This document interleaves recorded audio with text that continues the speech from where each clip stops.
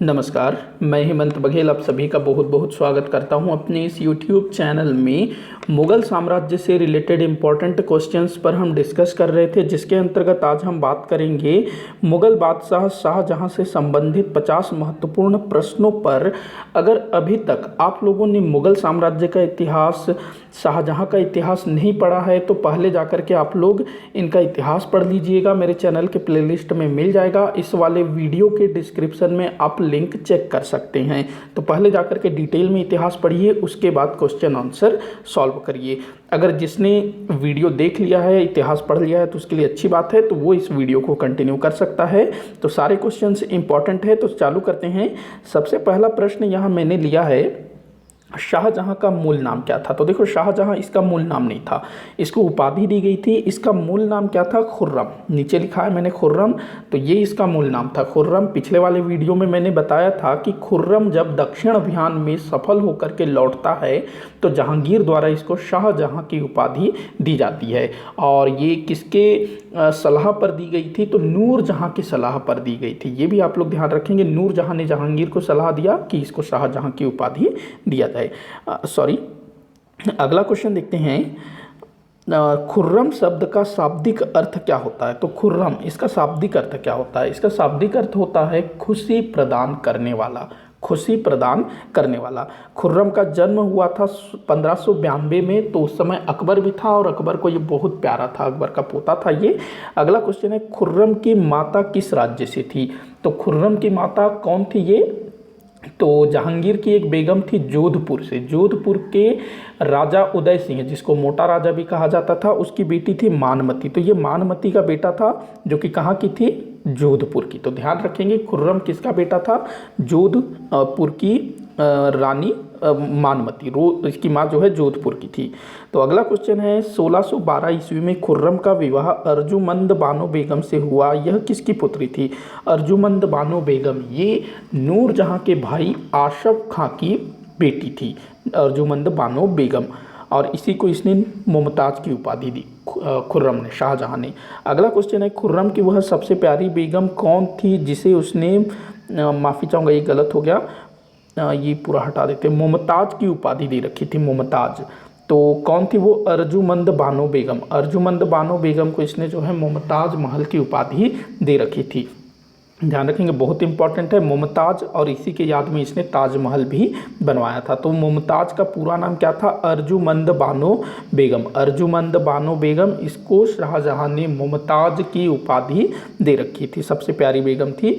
अगला क्वेश्चन है, 1617 में खुर्रम का विवाह किस मुगल सरदार की पौत्री के साथ हुआ? तो ये हुआ था क्या कहते हैं, अब्दुल रहीम खाने खाना की पोती के साथ। अब्दुल रहीम खाने खाना जो कि बैरम खां का बेटा था, अकबर के समय भी था, जहांगीर के समय भी था। जहांगीर का शिक्षक था अब्दुल रहीम खाने खाना। तो अब्दुल रहीम खाने खाना का बेटा था शाहनवाज खां। शाहनवाज खां, तो शाहनवाज खां की बेटी के साथ 1617 में खुर्रम का विवाह हुआ। तो अब्दुल रहीम खाने खाना की पौत्री थी। अगला क्वेश्चन है, खुर्रम को अपने पिता के शासनकाल में सबसे बड़ी सफलता किस अभियान में प्राप्त हुई? तो इसकी जो सबसे बड़ी सफलता माना जाता है, जो मेवाड़ था, अहमदनगर था, कांगड़ा था, ये इसकी 3 सफलताएं थी। और इससे जो है शाहजहां अर्थात खुर्रम, उसका जो महत्व है बहुत ज़्यादा बढ़ गया। अगला क्वेश्चन है, खुर्रम अपने पिता के शासनकाल में किस गुट का सक्रिय सदस्य था? तो ये नूरजहां गुट। देखो, जहांगीर उसने सन 1611 में नूरजहां से विवाह कर लिया, और नूरजहां जो है धीरे धीरे जहांगीर को अपने नियंत्रण में लेना शुरू कर देती है, एक गुट बना लेती है, जिसमें वो खुद होती है नूरजहां, उसके माता पिता होते हैं, उसकी माता असमत बेगम, उसका पिता एतमातुद्दौला, उसका भाई आशफ खां, और आसफ खां का दामाद खुर्रम वो। तो खुर्रम जो है नूरजहां गुट का सदस्य था। अगला क्वेश्चन है, खुर्रम की किस सफलता से प्रभावित होकर जहांगीर ने उसे शाहजहां की उपाधि प्रदान की? तो ये जो है ना दक्षिण विजय, दक्षिण में भी अहमदनगर में सफलता प्राप्त कर लेता है। तो उसके बाद शाहजहां उपाधि इसको दी गई थी नूरजहां की सलाह पर। अहमदनगर को हालांकि पूरी तरह से मुगल साम्राज्य में विलय नहीं करा सका था, लेकिन अहमदनगर मुगलों का अधीनस्थ राज्य अवश्य बन जाता है। अगला क्वेश्चन है, खुर्रम द्वारा अपने पिता के विरुद्ध किए गए विद्रोह की शुरुआत किस आदेश की अवहेलना से हुई थी? तो देखो, सन 1622 में जो जहांगीर है वो खुर्रम को आदेश देता है कि वो कंधार को जीतने के लिए जाए, क्योंकि 1622 में कंधार जो कि अफगानिस्तान में है वहाँ पर फारस के शासक वो अधिकार कर लेता है। तो खुर्रम को भेजा जाता है कि खुर्रम जाएगा, सफलता इसको मिल जाएगी, क्योंकि खुर्रम ने इससे पहले मेवाड़, अहमदनगर और कांगड़ा जैसे स्थलों पर विजय प्राप्त की थी। तो खुर्रम ही अच्छा चॉइस था, तो उसको कंधार भेजा जाता है। लेकिन वो जो है इस आदेश की अवहेलना करता है, उसको लगता है कि मुझको कंधार भेज दिया जाएगा और यहाँ पर जो है किसी और को बादशाह घोषित कर दिया जाएगा, क्योंकि इस समय ना जहांगीर की तबीयत बहुत ज़्यादा ख़राब रहती थी, कभी भी वो मर सकता था ऐसा उनको लगता था। तो जो खुर्रम है वो मना कर देता है, तो यहीं से उसका विद्रोह स्टार्ट हो जाता है। अगला क्वेश्चन है, खुर्रम द्वारा अपने पिता के विरुद्ध, अच्छा ये क्वेश्चन तो हो गया, माफ़ी चाहूँगा, हाँ एक मिनट, खुर्रम द्वारा अपने पिता के विरुद्ध विद्रोह कब शुरू किया गया? तो ये 1622 में शुरू किया गया और ये लगभग 1627 तक चला। हालांकि बाद में जो जहांगीर है वो खुर्रम को माफ़ कर देता है और जहांगीर की मृत्यु तक खुर्रम जो है दक्षिण में होता है। अगला क्वेश्चन है, अपने पिता जहांगीर की मृत्यु के समय शाहजहाँ कहाँ था? तो ये दक्कन में था। दक्कन जो उधर बुरहानपुर है उधर कहीं था दक्कन में, तो ध्यान रखेंगे दक्कन में था। और जैसे पता चला कि जहांगीर की डेथ हुई तो ये फिर वापस आगरा आ जाता है। अगला क्वेश्चन है, खुर्रम को सत्ता प्राप्त करने में किसने सहायता प्रदान की थी? तो ये आशफ खां था जो इसका ससुर था, मतलब कि नूरजहां का भाई और खुर्रम का ससुर आशफ खां, इसने सहायता की थी। इसने ना अपनी बेटी का विवाह इसीलिए करवाया था ताकि आगे चल करके खुर्रम को बादशाह बना दिया जाए और वो खुद जो है बादशाह का ससुर हो। तो बादशाह का ससुर अपने आप में एक बहुत बड़ा व्यक्ति होगा। अगला क्वेश्चन है, जहांगीर की मृत्यु के पश्चात नूरजहां ने अपने जीवन का बाकी समय कहाँ व्यतीत किया?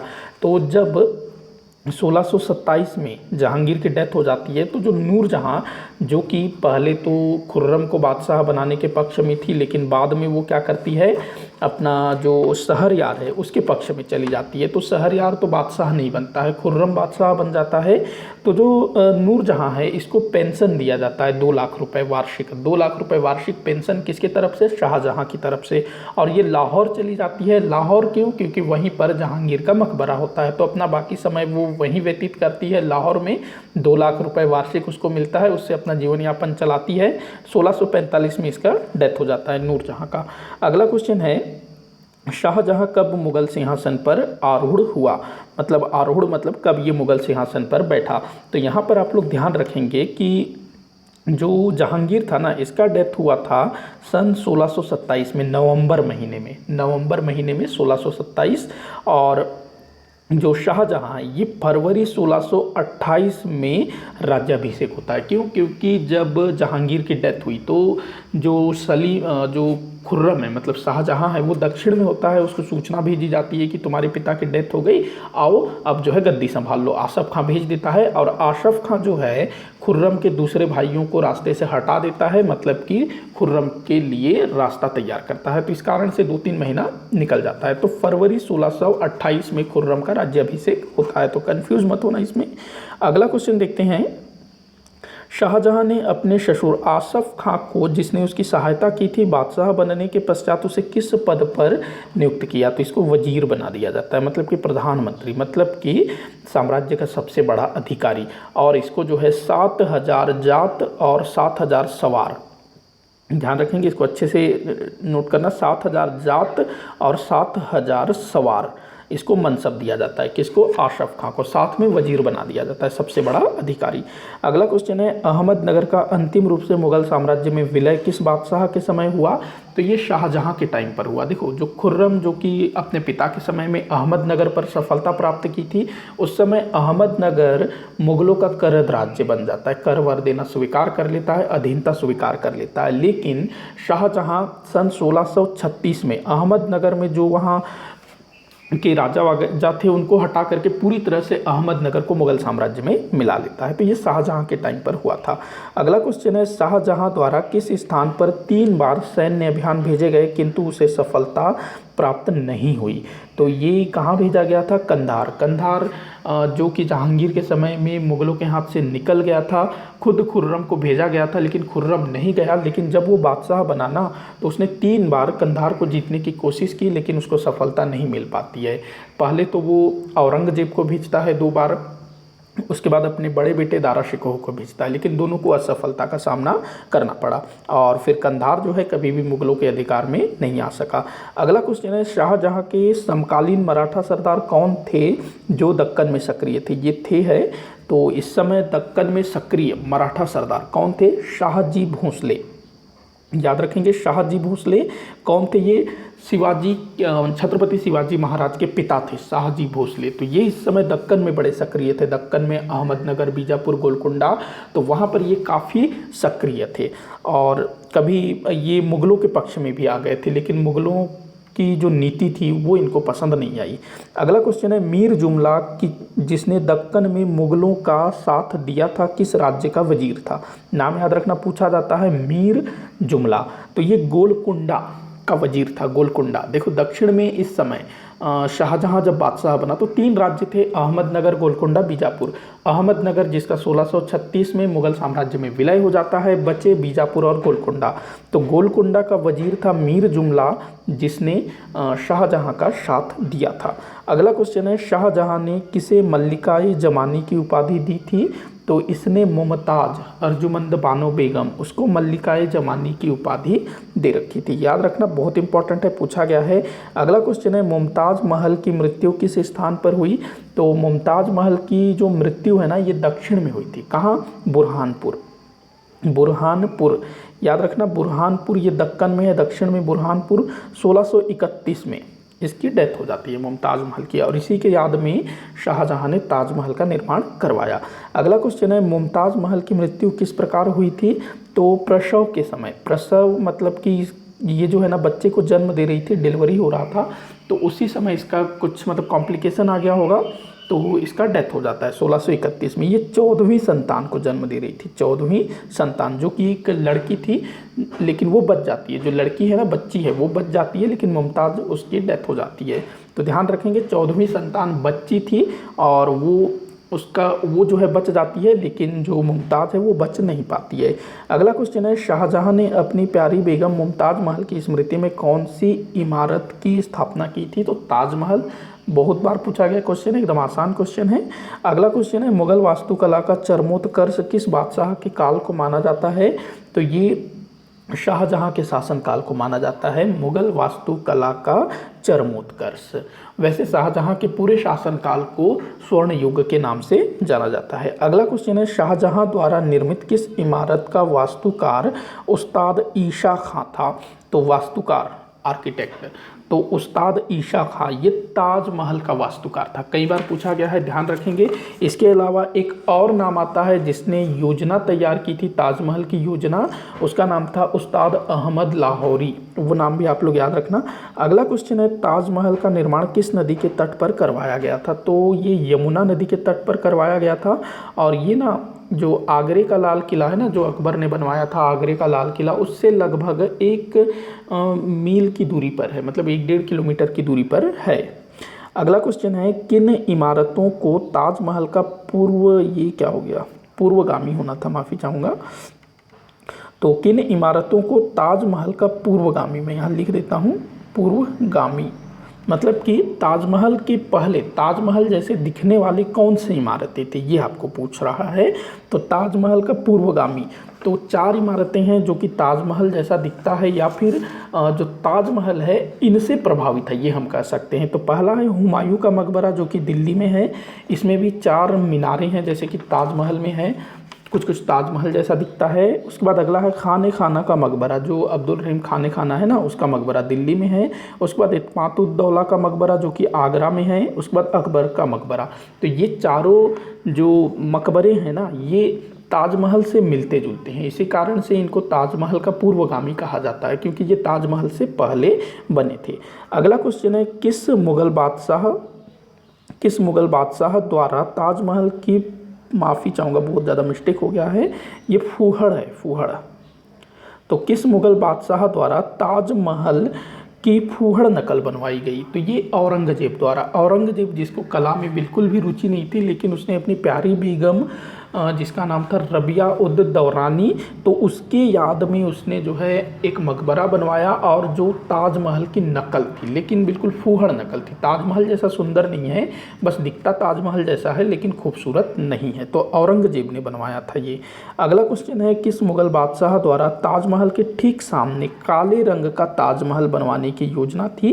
तो ये जो है ना, शाहजहां खुद अपने लिए ताजमहल के ठीक सामने काले रंग का ताजमहल बनवाना चाहता था, लेकिन उसका ये जो स्वप्न है पूरा नहीं हो सका।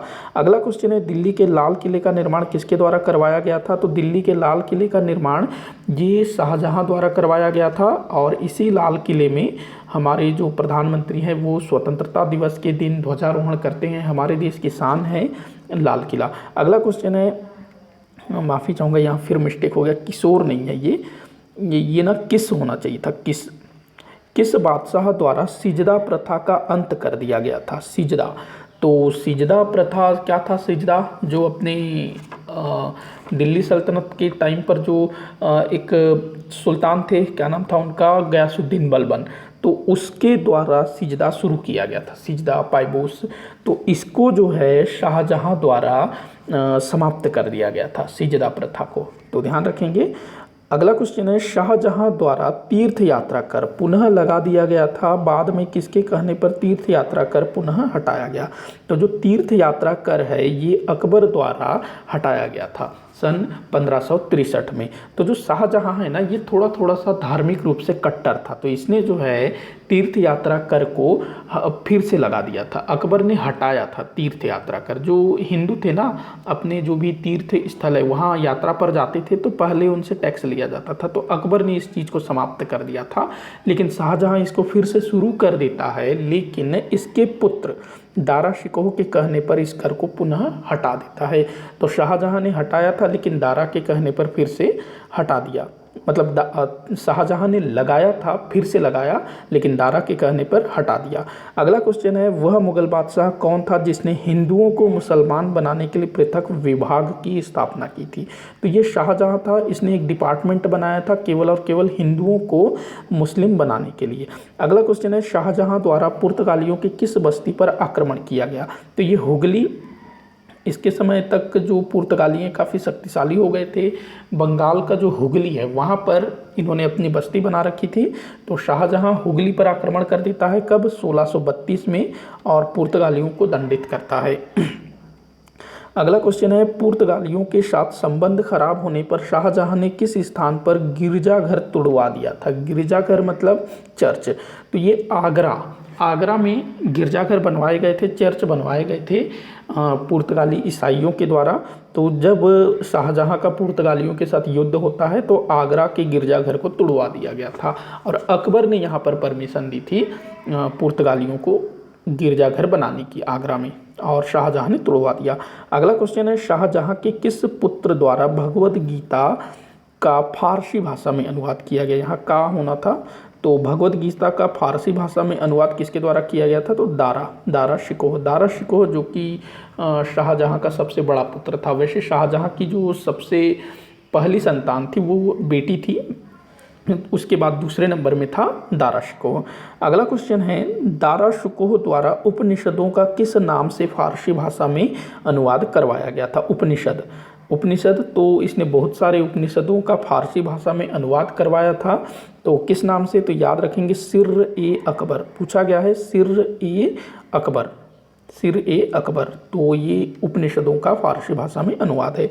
अगला क्वेश्चन है, शाहजहां द्वारा दिल्ली में निर्मित नहर-ए-बहिश्त क्या थी? नहर-ए-बहिश्त ये क्या था? एक प्रकार से नहर था। नहर शब्द आ रहा है, तो इसने जो है ना दिल्ली में जो किले वगैरह बनवाए थे तो वहाँ पर पानी सप्लाई के लिए नहर-ए-बहिश्त का निर्माण करवाया गया था, और ऐसा ही नहर-ए-बहिश्त आगरा में भी निर्मित करवाया गया था।